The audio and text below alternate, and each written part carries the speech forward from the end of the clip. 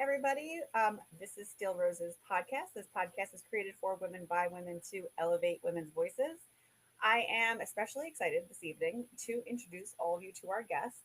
We have Elizabeth Kipp with us. She is a best-selling author, stress management specialist, trauma trained and yoga informed recovery coach, ancestral clearing practitioner, historical trauma specialist, certified yoga teacher, and PBT Institute Betrayal Coach. She specializes in stress and chronic pain management. She has a diverse background in plant science, agriculture, ecology, environmental studies, and remote sensing and she holds a BS from the University of Delaware. She pursued an MS in environmental studies at the University of Kansas with an emphasis on remote sensing, ecology, and environmental resource analysis. She has done basic and applied research and has authored and co-authored a number of peer-reviewed research papers. Elizabeth Kipp is a longtime seeker of truths with a foot each in the spiritual and scientific worlds. Her life experiences and training enable her to bridge the gap between these two worlds. Elizabeth, welcome to the podcast. I know that was a mouthful, and I'm like so excited to talk to you this evening. So Elizabeth, I gave everyone like a real broad overview of everything about you. I don't know how you had time to fit all of that into your life at this point.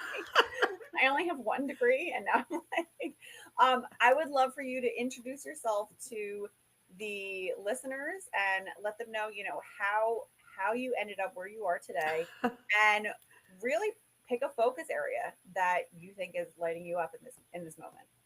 Sure. Thank you so much, Jenny. I'm so excited to be on your podcast because there's nothing more that I like than talking to other women about things that we don't talk about normally. And one of those things is the imprint of ancestral energy. And I remember feeling that energy at the age of 4 years old, feeling it in the room. What am I doing in this family? I literally asked that question. But of course, in my family, you didn't ask that kind of question out loud, right? Nobody wanted to hear about that. So, and I didn't know what it was except the weight. And I knew there was something that my family wasn't telling me, but I felt it. Mm-hmm. Right. And it wasn't until um, probably 12 years ago that I was able to like, oh, that's a thing. That's actually ancestral weight. Um, so the way I got here was I come from a lovely but dysfunctional family, Mm-hmm. which was why the what am I doing in this family thing was going happening. And and I had a lot of chronic pain as a child because of emotional repression. Right, sit down, be quiet.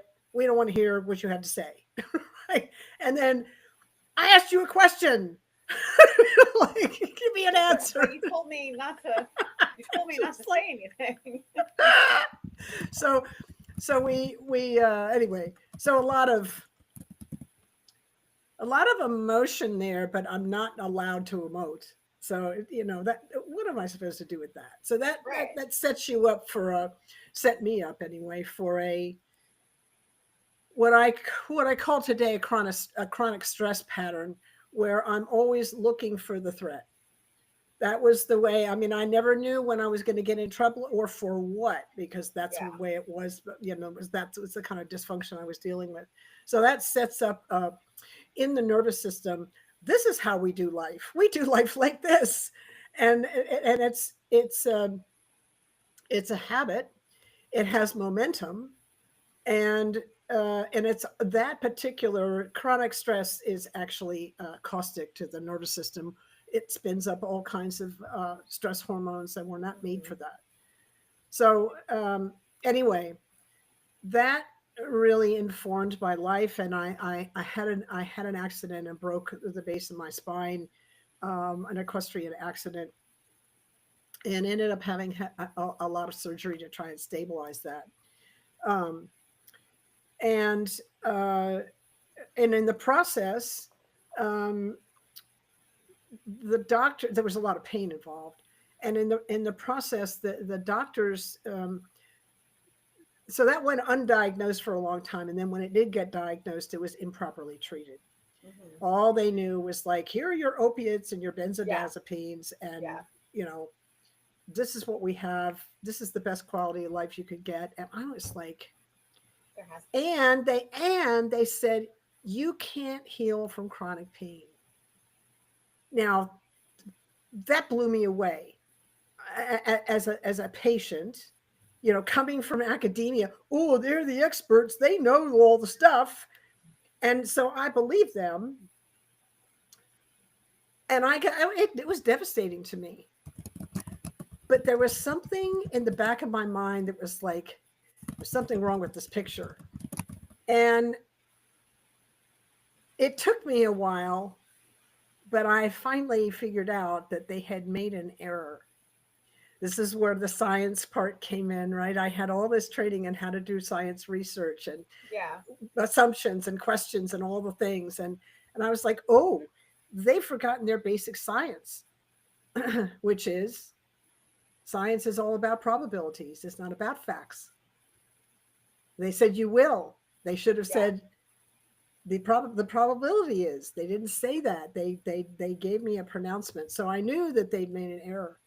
And the other thing was they were telling me, so they're working, Western medicine works in the scientific model, which is it's a self-limiting framework because it can only talk about that which it can observe, measure, and describe. It can't talk about anything outside of that. But where do we live? We We live live in in. the all that Yeah. is, Yeah. not just in the part that science can observe, measure, and describe. So our healing, we reference all of it, not just that part. So I knew that they were telling me about the limitation of the model they were working with, Right. and they weren't making a comment about the body's ability to heal. They were saying within this model we see this limitation, but that's not what they said. Right. you Because they're know only referencing the one model. And what I want to say for the listeners, that might be tuned in at this point, for medical professionals, like they have to basically use a particular framework, like Mhm. annually, for all disease states, for all, like I'll go with, OBGYNs for example. There's this organization called ACOG, and it's like the American Society of this and that, whatever. There's these larger organizations that will set out these like frameworks, like this is how you treat your patients, this is how you can Mhm. diagnose them, this is the structure of it. And so all medical professionals kind of fall under these cones of, oh, well, this top said this, so everyone is going to follow that. But what Elizabeth is saying here is, but there is something outside of that. So yes, that's one framework, that's one Mhm. way to treat Mhm. things.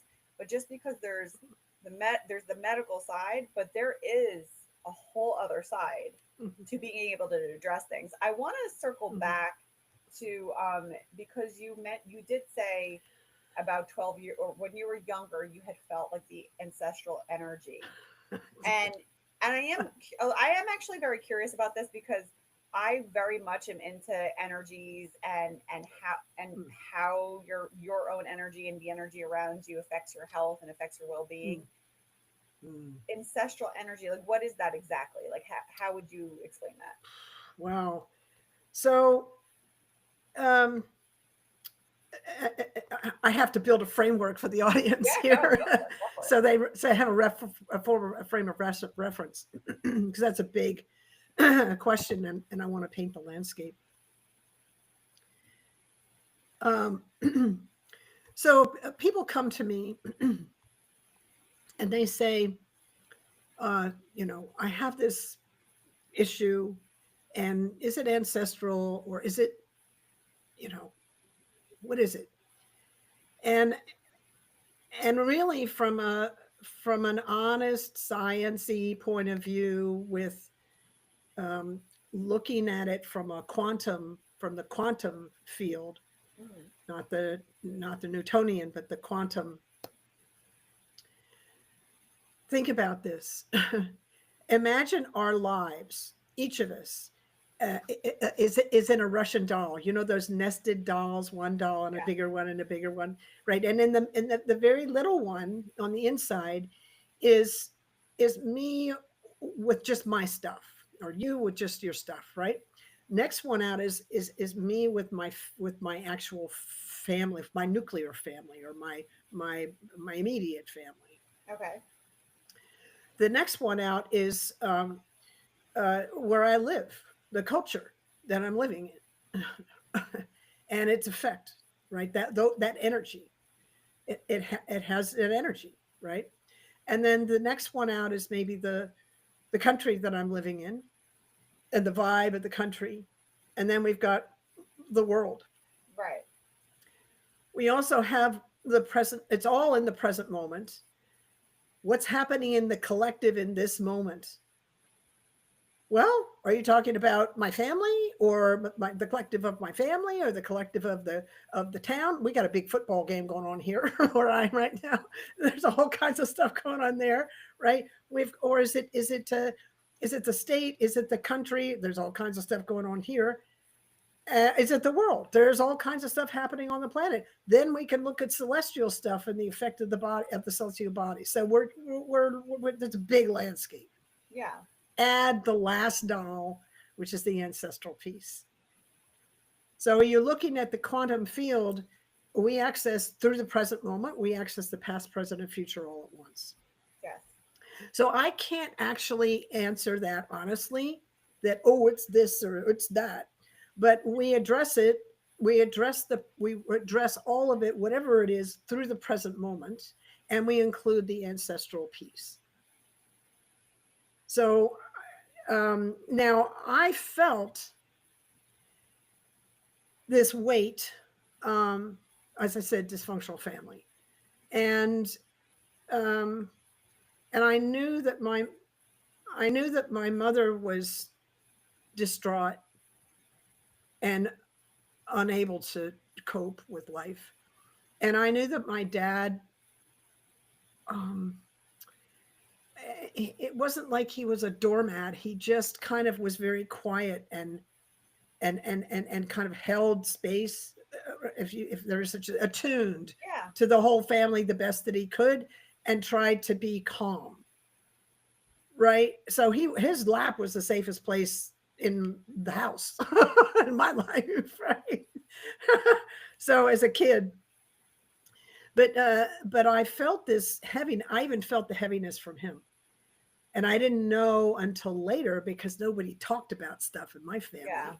We don't talk about that if it's unpleasant. That's like Anything. the whole generation though, because It's like, oh my I talk God. about that actually a lot. I joke with some of the guests. I'm like, there's a whole generation, like my parents' generation, where like you didn't talk about your feelings, like that wasn't a thing. That's right. We don't talk about that. So um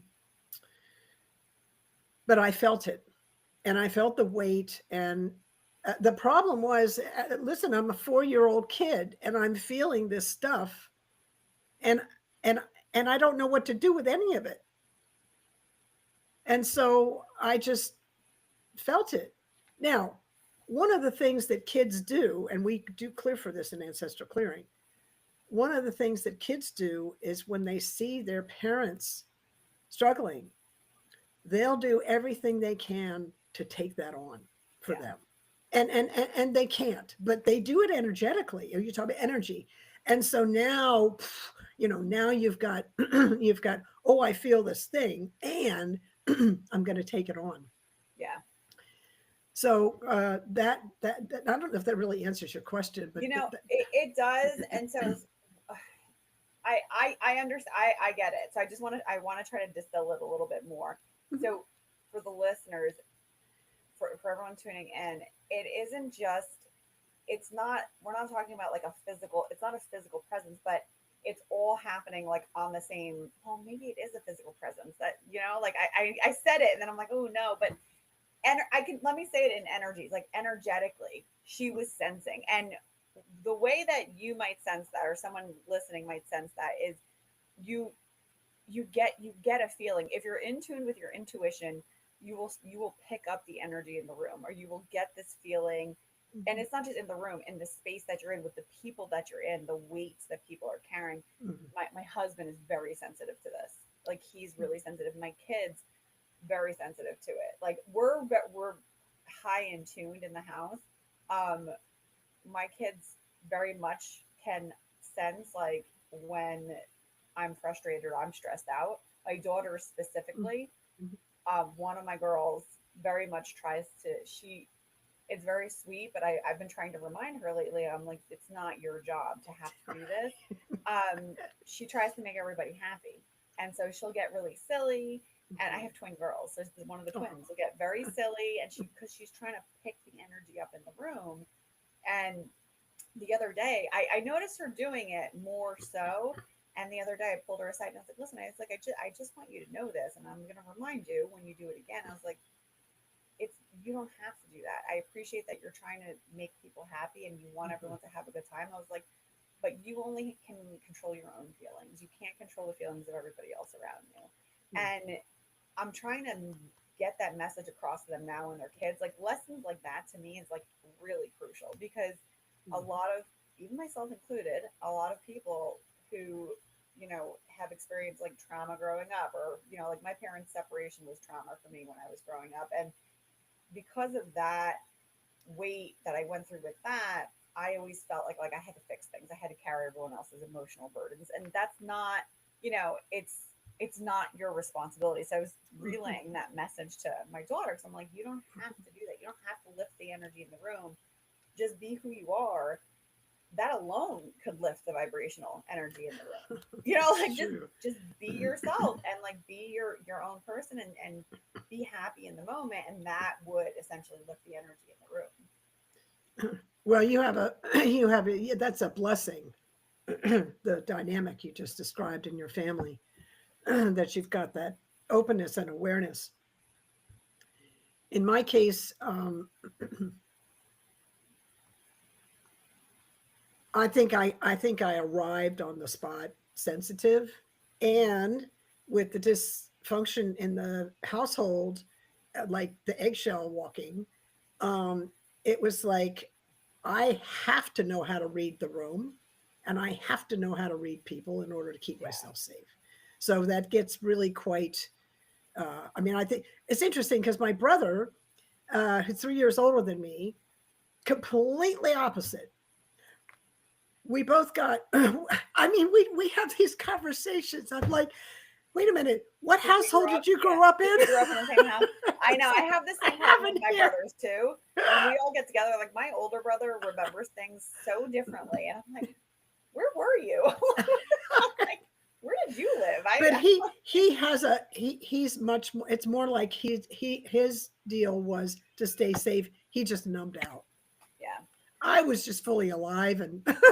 held on to all of it. You were really in tune with it. And you were picking up on it, and honestly, that like pull, and you pulling from that energy, and then you really internalizing it, because it's like, God forbid you open your mouth, you're gonna get it, but also open Mhm. your mouth, like that, all that like really Mhm. confusing messaging, like Mhm. that all gets like kind of ingrained into your nervous system. Ugh. And you had said it earlier, you're like, you learn this way of being, Mhm. and then you take it with you, and then because Oh. your energy was aligned to that, you probably attracted some not so nice situations earlier on, because your energy was sending out this signal of like, think of it, and listeners, you think of your energy and how the energy in your body, almost like, it's like a bounce back reflection. Like, everything you put out is going to come back over Mhm. to you. So if you Mhm. are carrying around this weight of stress and trauma, and Mhm. this energy that you inherited and you pulled from, growing up, Mhm. if you don't dispel that, and you don't acknowledge it and Mhm. let it go, Yeah. that could really rot your core, and Well. it will come out in physical ailments. Like, that Oh is yeah. how it works. Yeah. Yeah. So I'll lay it out for you. You beautifully said, and I'll lay it out just a little bit more, like a little more physiology. There is, we have a stress response that's this amazing mechanism that when we get threatened or perceive a threat, which is the same, to the nervous system, it goes on. And all this physiology, psychology, biochemistry just comes out. We meet the threat, the stress response goes into the off position. Mhm. In chronic stress, the stress response gets stuck in the on position. So now you've got that issue, and that changes the way the brain perceives the world, which feeds right into what you just said. Yep. Now, what's interesting to me, and I love this so much, the brain is this highly sensitive, attuned to the present moment thing. So everything I'm doing in the present moment informs the brain. Yeah. Now, the brain has the momentum of the past built into it. Mhm. And I know I have a stress habit. I've been working on unwinding this stress habit for 12 years. And it's so much better. But think about it a little bit like physics. In physics, they say an object in motion stays in motion until acted on by an equal or opposite force. Mhm. All right. So a habit, stress habit, any habit in the nervous system has momentum. All right. So it's in motion. It's an object in motion with momentum. So the only way you're going to change that situation is to come with an object of equal or opposite force. Meditation is one of those things. Ancestral clearing is one of those things.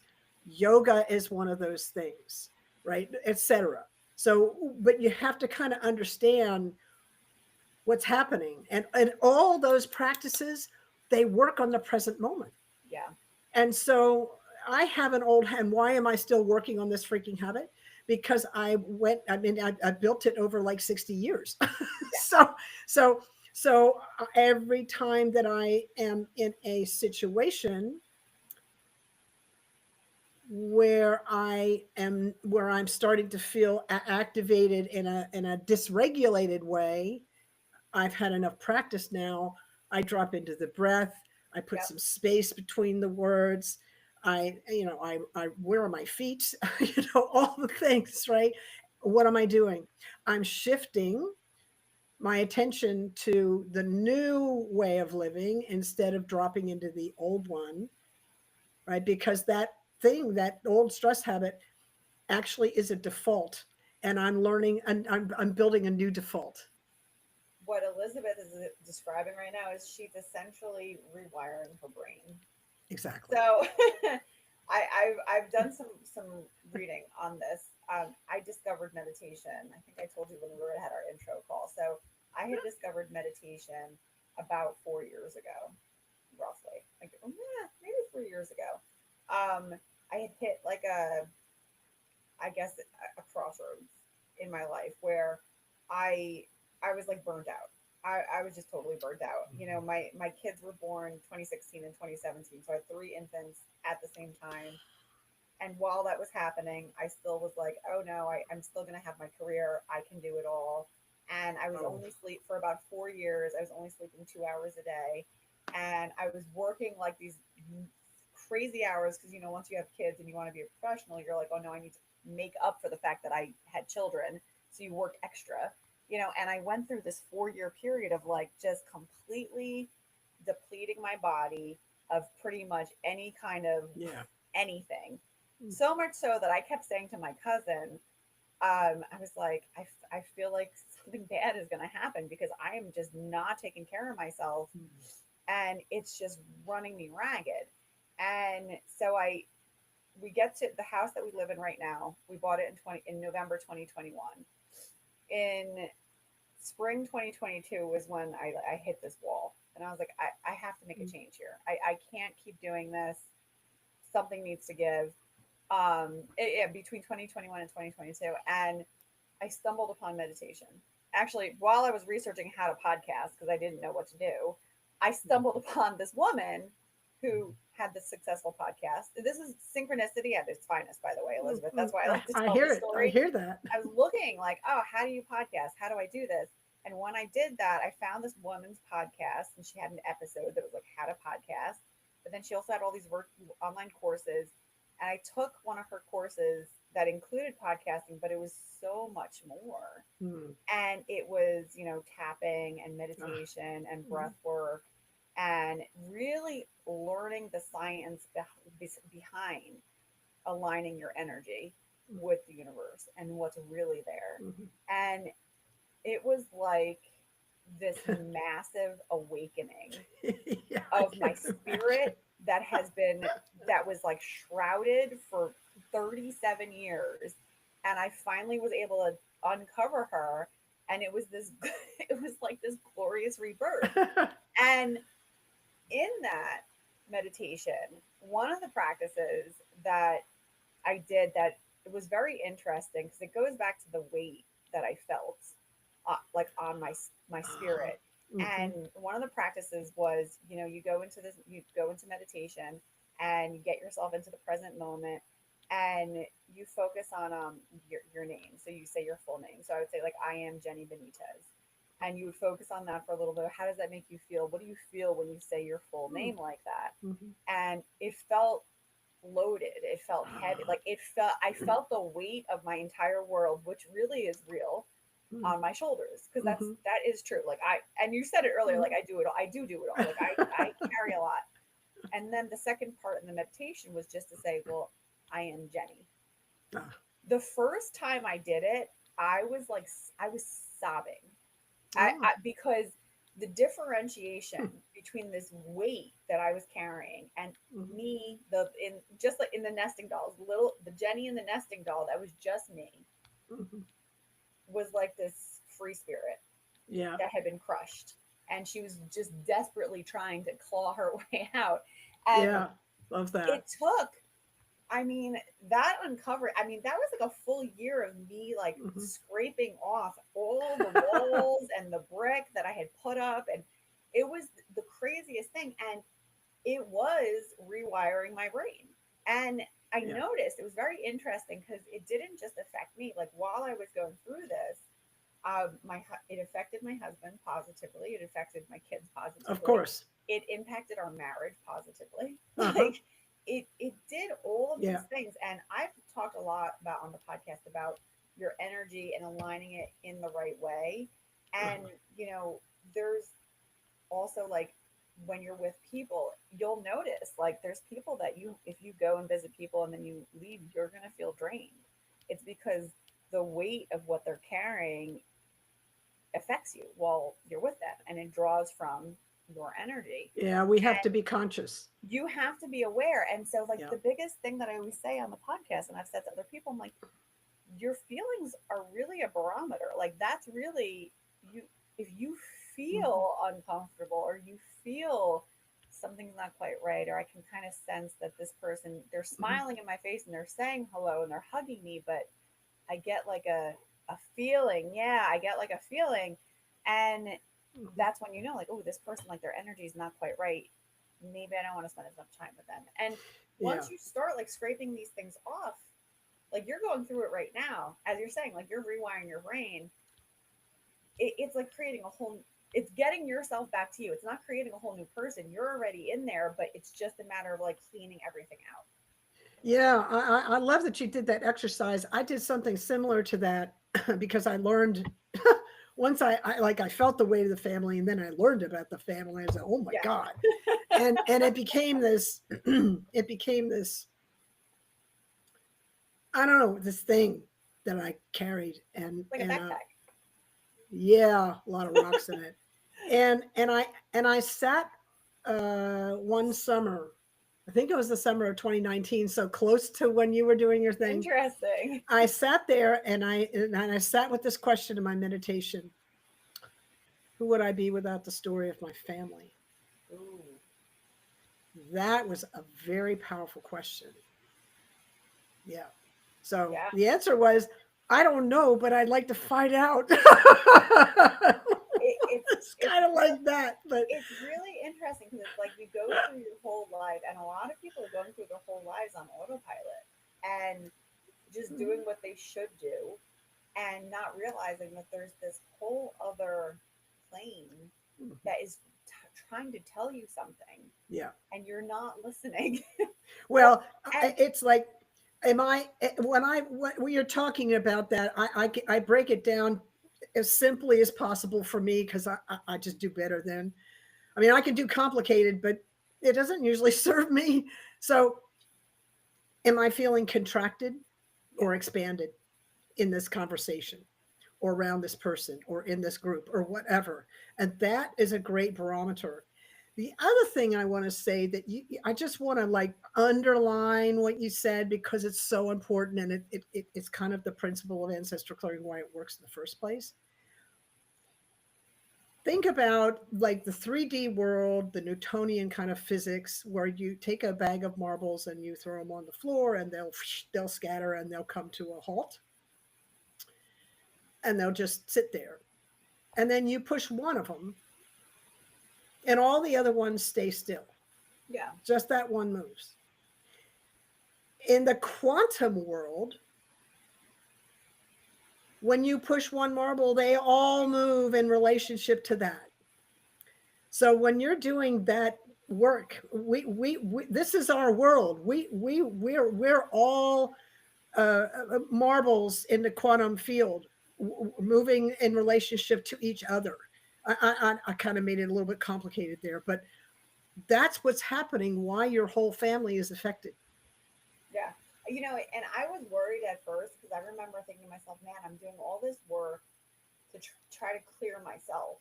Mhm. And, at the time, like my husband was still how he always was, like very, not, I don't want to say he was very negative, but he carried a lot of weight. Like he Oh, had a lot of weight. uh-huh. And majority of what he said, it was kind of veered towards the negative. And I used to say to myself, like, my God, like I'm trying so hard to fix me. And like, Mhm. what if like he pulls me? Like what if he pulls me in the wrong direction? And the opposite started to happen. And we started to go like together on up. Oh, So it was yeah. I was very happy to see that. And even like, my kids, they will reiterate some of the things that I say to them where I'm like, Of like course be they mindful do. of this or do that. Like I mean, yeah, they repeat everything basically. But I like to be able to like lead by example. One thing I wanted to share with you too and the listeners, in the same line of energy, I haven't done a lot of research into chakras yet, but I have been like kind of touching on it. Yeah, I've been kind of touching, and one of the things that the throat chakra is very important to me, as you obviously, because I Sure. like to use my voice. It's very important to me, and so um, 2.5 years ago or so, I was working at this other job. I have a different job now, and I interview in my industry. You have to interview a bunch of times and go through this whole big thing. So I get this role at this agency, and within a couple of weeks, randomly, I lost my voice, like physically lost it. Never had happened to me before. It's gone for a week. I couldn't speak. I'm like, oh, that's odd. But at the time, I'm like, oh, that's odd. I didn't think anything else of it, just besides that's odd. While I was at that particular agency, which ended up being a very bad place for me to work, in a nutshell, um, while I was there, I lost my voice 4 times, Wow. flat out, just lost it. And I remember once I hit that fourth, it was at the between the third and fourth time was when I had started to figure out meditating and everything. And that's when I started realizing I was like, oh my God. I was like, I think I'm physically losing my voice because the energy is so bad. And I work virtually, so you can imagine if I was working in person, how bad it would have been. The energy was so bad that it quite literally stole my voice. And Well, I have I since think left, but I wouldn't. I'm going to push back on that because I wouldn't give my power away like that. I would say that it's reacting in such a way that it's giving you some information, and what you do with that information okay, interesting. I like is that better than what I said.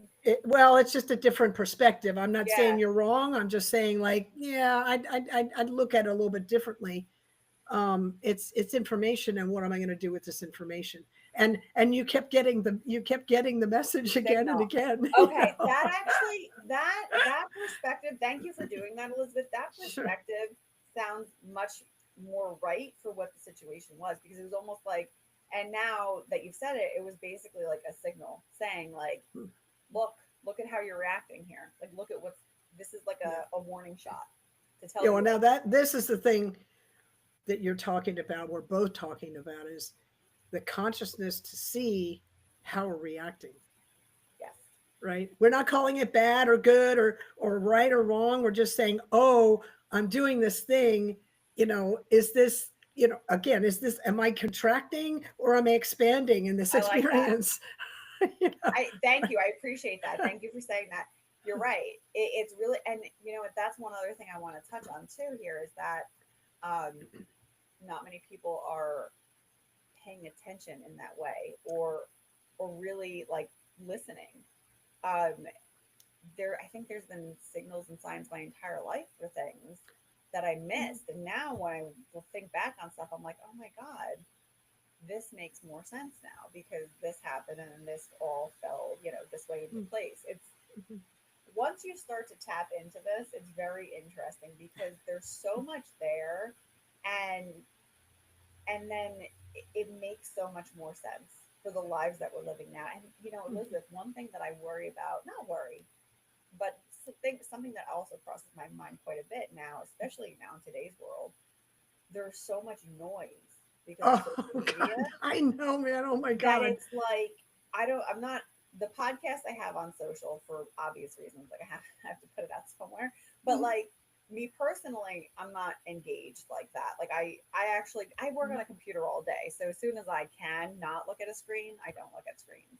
Mm-hmm. And I see my kids and my husband, everybody constantly with, and the noise pollution, and I think it's further disconnecting our whole society from Yeah. how we're supposed to be. Well, Authentically. there's that aspect of it, 100%. We have to be very discerning about all that we're bringing into our field: food, water, media, everything we're consuming. We really want to try and be conscious. The other thing I had to say about the digital world, um, Johan Hari wrote a book fairly recently called Stolen Focus, and how to think deeply again. And it's very interesting because he talked about a phenomenon. It's a lot of science in it. He talked to a bunch of scientists that worked on focus and stuff. One of the things that he talked about that really impressed me was this phenomenon of switching. So you're switching from, you and I are having a conversation right now, but if I had a notification on my phone and stopped and went and did that, and then I came back to you, that's really hard on the brain because now I have to expend energy coming back to where I was to begin with. And it's not only inefficient, it's actually really hard on the brain, right? Um, so really, to like, yes, digital world, but your instinct of like getting off the screen as soon as possible, right on. And we want to really, really, really, drop the notifications unless they're absolutely crucial, because it's just ding, ding, ding, and the mind is being, Yeah. and now we're actually like, well, we're adding stress into the brain, Mm-hmm. right? And now we can't think straight, and it affects the emotions, and we get more negative and all the things. So yeah, that's a that's an important point. So we have to be discerning, and we have to kind of understand, oh, how does this brain actually operate relative to what's happening in the world? Like how we're responding, right? You know what I thought was very interesting when I was learning about rewiring my brain was that when you're going through that practice of like trying to change how you're responding to stuff, Mhm. Obviously, it takes repetition, right? And for a lot of people, what ends up happening is because they make that first leap and it feels uncomfortable, they stop because in their head they're like, oh, well, it feels uncomfortable. It Oh, must not be right. oh, that's an error because That's like that's a user because error. It's in the manual. yeah, because remember momentum, right? Habit, momentum. And we're trying to change the trajectory. So we've got networks in the brain that are running. You know, they're the more we access them, the faster and a quicker that they wire. Sorry, they fire. And when we try and change the brain, it gets uncomfortable because the brain is actually doing work. So when my meditation teacher said to me, you know, we took us through. I do Kundalini yoga. We do these crazy meditations. They're amazing, but they're intense. They can be kind of intense. And he says, "You're gonna feel resistance, and that's when you know it's working." Yeah. So you're gonna feel resistance, and that's when the brain's starting to change. So hang in there because you get on the other side of that. But the resistance is the sign that it's working. It's interesting because like I get resistance. I still get it. Like I get resistance and I get fear like quite a bit. And one of the things that has happened to me, especially with the podcast, because this is, my husband has said to me, he's like, wow, you really like, you talk about a lot of stuff on there. And I'm like, he's like, you just put it all out there. A lot of people have said to me, like women have said to me, like, I, I don't know how you're comfortable doing that. And I'm like, I don't know, like Uh-huh. it feels so good that I'm like, I can't not do it. So Oh yeah. one of the things that happens quite a bit with the podcast is I'll want to stop. It happens a lot. And I want to say at least 2 or 3 times a year, I'll get this almost like a dip, is how I refer to it, where I'm like, oh, I don't know if I should still do this. And a lot of it also will be like Mm-hmm. imposter syndrome kind of situation where I'm like, Mm-hmm. I think I said I don't know if I said it to you or somebody else. But I was like, what are you doing? Like, who are you to be bringing guests on Exactly. with you? Like, who the Yeah. hell are you? Like, you're just Jenny from New Jersey. Like, what the hell do you think you're doing here? And I like will have these really beat up sessions in my head.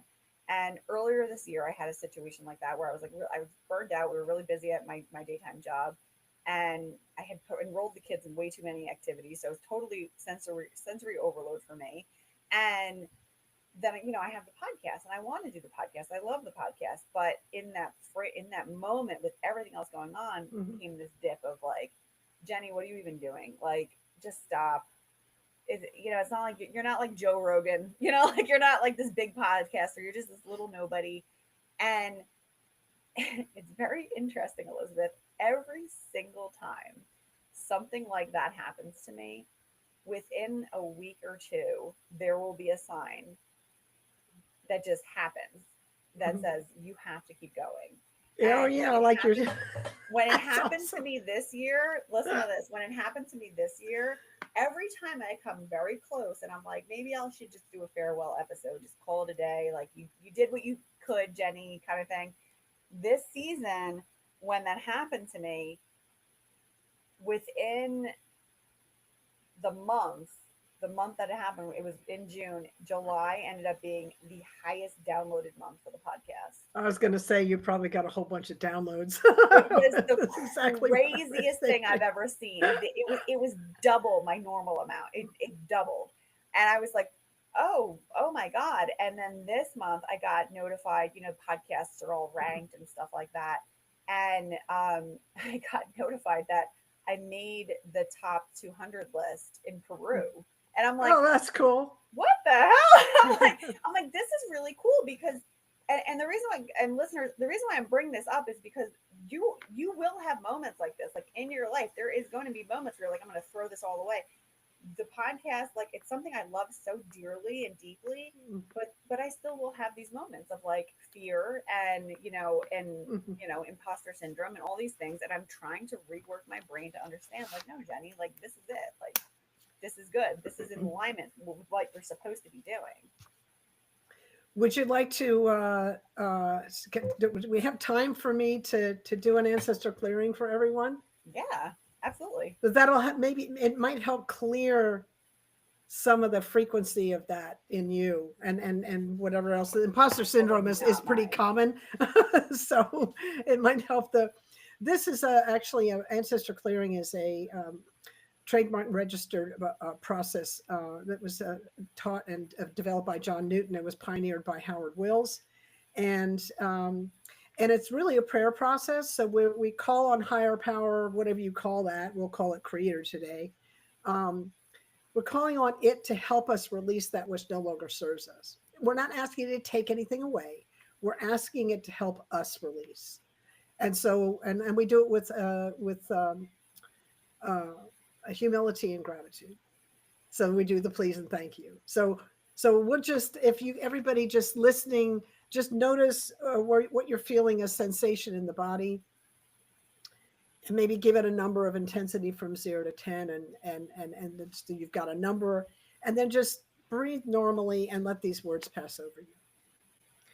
Oh, divine spirit, creator of all that is, all that you are, thank you for the many bountiful blessings you bestowed upon us and our lineages. We come to you knowing you're always here with us in all your great and vast nature. We ask humbly and gratefully for us and all our relationships and all of our ancestors and all their relationships throughout all space, time, dimension, realms, lifetimes, and incarnations. For all inherited energies passed down to us that were residue of wounds we didn't create but were born into. For all the stories we created because of them. For all the misunderstanding, blame, and suffering that ensued in the lineage as a result. Please help us all to forgive one another and forgive ourselves, please, and thank you. For all the times many of us were abandoned, neglected, or otherwise betrayed by parents, caregivers, partners, or the community in love and friendship or leadership across the family line. For the letdown we felt and all the deep mistrust of life and love that followed, for not feeling safe to receive support, and for any fears of being abandoned if we turned into joy, visibility, or our truth. Please help us all to forgive and release one another and forgive everyone involved, directly or indirectly, for all of it. Please and thank you. For all addiction, escapism patterns any of us fell into, whether alcoholism, drug abuse, emotional eating, gambling, control, achievement, codependency, or any other pattern that kept us from looking within ourselves for the answer to our wholeness. For the legacy of numbing our pain as a survival strategy and how it kept us from living life fully and allowing ourselves to feel you, Creator, flowing through us.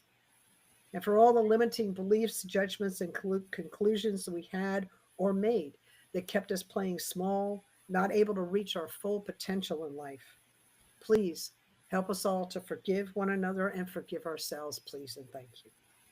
For all the experiences we had of injustice, persecution, systematic oppression, or other portrayals of authority figures, teachers, coaches, doctors and nurses, lawyers and judges, spiritual leaders, and anyone else we look to for leadership. For the times we felt anger and profound letdown at you, Creator, and for how that weighed on us and our lives. And for any spiritual grief we felt that made trust and surrender seem impossible. Please help us all to forgive one another and forgive ourselves, please, and thank you. For all survivor's guilt, for any shame we carried while others in the family or the community suffered, for any inherited guilt from past hurts or harms done, and for any time we were unable to stop harm from happening. Please help us all to forgive one another and forgive ourselves, please, and thank you. For all sexual hurts and wrongs, and any time they were minimized or went unspoken, for all secrets within the family and how in such darkness those secrets festered into wounds, for any shame carried in the family around our innate animal nature, and for any confusion or conflict about any of our relationships to sensuality, boundaries, or expression. Please help us all to forgive one another and forgive ourselves, please, and thank you. For all conflicting DNA, any energetic tug of war in the lineage, opposing values, unresolved family feuds or vendettas, or mixed ancestral allegiances. for any negative residue left from the genetic imprints of both the oppressed and the oppressor, and for any felt sense of identity confusion or not knowing where we belong. Please help us all to forgive one another and forgive ourselves. Please and thank you for how any of these wounds kept us playing small in life, for any fear of being seen or heard, or stepping into a position of leadership, for the times we felt we had to suffer in order to earn love or even have a sense of belonging, for any time we fell prey to subconscious sabotage around success, intimacy, or abundance, for any cycle of perfectionism or any imbalance between giving and receiving. Please help us all to forgive one another and forgive ourselves. Please and thank you. Please help us step into our power and find freedom from the burdens of this lineage. Please help us to release these patterns and turn back to realizing our inherent wholeness that can never be diminished. And please help us to reclaim that space within us where our true nature was, is, and always will be. Please and thank you. Please and thank you. Please and thank you. Now, take a nice big breath in and let it out and notice how that feels in the body. My neck started cracking while you were talking. Like, oh my gosh, that was so nice. Oh my gosh. I don't know if anybody actually closed their eyes or not, but I did. I loved it. That was like, it feels, I can feel it. Yeah, it's powerful work. Yeah, it blew me away the first time I experienced it. I was like, my science hat was on. I was like, what's happening in this room? I know something's happening. What is it? Can I measure it? Can you repeat it? You kind of can. You can though. Like that's the part that's wild. Is like people don't really realize. Listeners, I'm gonna pull up. I want to pull up some of Elizabeth's website. So, in the event that you're interested, you want to look a little bit more into working with Elizabeth. I have her website linked here. The Way Through Chronic Pain. This is all intertwined. Like it's all intertwined. So it's super important to just understand, like, it's not like the right hand and the left hand are working separately. They are working together on this one. Like you have to do both. It's not just one or the other. It's really, you have to just be aware and start working on your energies. And then I also have a link for your book here as well. Or no, this was different. The other one was your book. This is your website. So I have the website up now. The other link was the book. Check out the website. You'll be able to look through the blog. There's like resources on here. And I'm going to link everything into the episode description as well. So you can check out Elizabeth. Elizabeth, thank you for joining me today. This has been like super fun. Thank you for that. Oh my gosh, such a beautiful day I've been having. And that was like the cherry on the cake right there. That was beautiful. Thank you so much. Well, thank you so much. Listeners, you can catch this episode also via your favorite podcast streaming platform. Thank you for joining me today, and I will catch you on the next one. Take care.